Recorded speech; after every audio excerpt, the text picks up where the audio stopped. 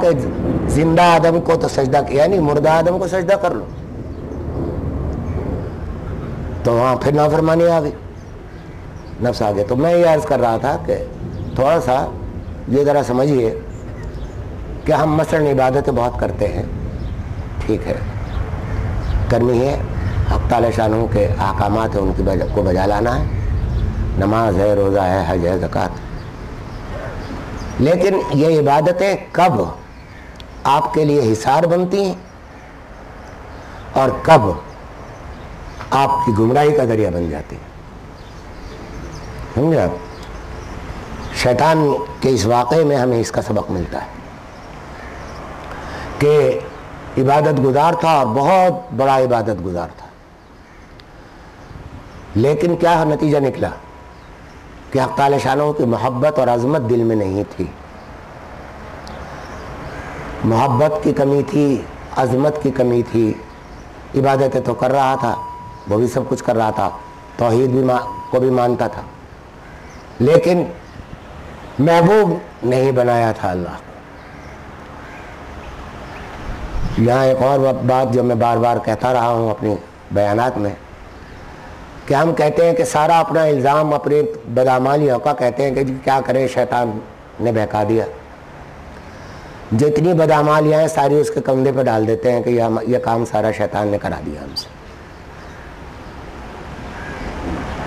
شیطان نے نہیں کرایا، کراتا وہ وسوسے ڈالتا ہے۔ شیطان کی ہمت کیا ہے، اس کے اندر طاقت کیا ہے؟ قرآن کریم صاف کہتا ہے کہ ان کید شیطان کان ضعیفا، کہ شیطان کا دھوکہ جو ہے وہ تو بہت کمزور ہے، اور اس کو آپ آزما کے دیکھ لیجئے کہ شیطان اتنا کمزور ہے اس معاملے میں۔ بعض معاملات میں بڑا طاقتور ہے، وہ میں عرض کروں گا، تو اس معاملے میں کمزور ہے۔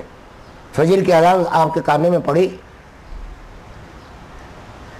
یہ اکثر میرے ساتھ بھی ہو چکا اور بھی اکثر لوگوں کے ساتھ ہوتا ہوگا کہ ایک دم آنکھ کھلی، اذان کانوں میں پڑی، میں نے کہا ٹھیک ہے بھائی اذان اٹھنا تو ہے، میں الارم لگا کے میں سویا ہی کرتا ہوں، لیکن الارم میں ذرا بعد کا لگاتا ہوں، اذان کے وقت کا نہیں لگاتا۔ تو اس میں سوچا کہ ابھی تو اذان ہو رہی ہے، تھوڑی دیر کے بعد آپ اٹھ جائیں گے، الارم تو بجے گا، آنکھ بند ہو گئی۔ تو شیطان نے کہا رک جاؤ، 10 منٹ کی بات ہے، 10 منٹ اور آرام مل جائے۔ جب آنکھ کھلی تو طلوع ہو چکا تھا سورج۔ افسوس ہوا، حیرت بھی ہوئی، میں نے اپنے الارم کو دیکھا تو معلوم ہوا کہ یہ غلطی اس میں ہو گئی کہ وہ اے ایم کی بجائے پی ایم لگا ہوا، سمجھا؟ وہ غلطی بھی ممکن ہے شیطان ہی نے کرائی ہو، سمجھا آپ؟ اور تو اب کیا ہے اس وقت، اچھا اب ہوتا ہے بڑا افسوس ہوا کہ بھئی غلطی ہو گئی، لیکن بہرحال شیطان نے بہکا دیا کہ بھئی تو ابھی 10 منٹ پہلے اٹھ گیا ہے، 15 منٹ پہلے اٹھ گیا ہے، ذرا آرام کر لے۔ تو یہ نماز گئی۔ لیکن اگر آپ فرض کیجئے میں اس وقت فجر کی اذان کو سن کر بیٹھ جاؤں بستر پہ، تو کیا شیطان میں اتنی ہمت ہے کہ وہ آپ کو دھکا دے کے لٹا دے؟ نہیں ہے، ہرگز نہیں ہے۔ کتنی بھی آپ وہ تمنا، وہ کچھ بھی کر لے، اپنے اس پر قادر نہیں ہو سکتا کہ آپ کو وہ آپ کی مرضی کے بغیر لٹا دے۔ یہ ذرا اٹھا دیجیے، آپ کی مرضی کے بغیر وہ اٹھا دے، یہ اس پر قادر ہو ہی نہیں سکتا۔ تو اس واسطے آپ ذرا سی ہمت دکھائیں تو شیطان کے سارے ہتھیار کند ہو جاتے ہمت کے مقابلے۔ تو بہرحال میں عرض یہ کر رہا تھا کہ محبت چونکہ نہیں تھی تو شیطان کی عبادتوں نے اس کا ساتھ نہیں دیا اور ملعون قرار دے دیا گیا ہمیشہ کے لیے۔ تو اصل بات کیا ہے کہ عبادت ہو عظمت اور محبت کے ساتھ، تب تو وہ عبادت حقیقت میں بڑے کام کی چیز ہے۔ اور اگر محبت اور عظمت کے ساتھ عبادت نہ ہو تو پھر عبادت تو ہے، ثواب ملے گا اگر ایمان باقی ہے، سمجھا؟